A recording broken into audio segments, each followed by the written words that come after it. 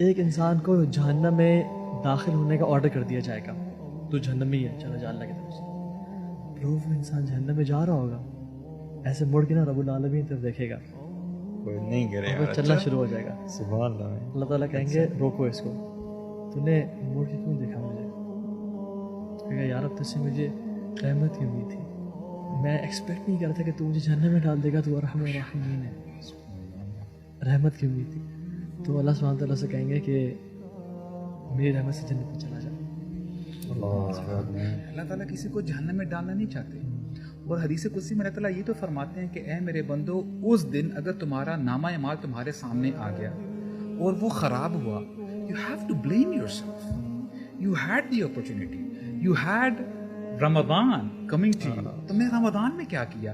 وہ رحمتوں کا مہینہ تھا. میں نے تجھے اتنے موقع دیے، اتنی دفعہ تجھے جو ہے نا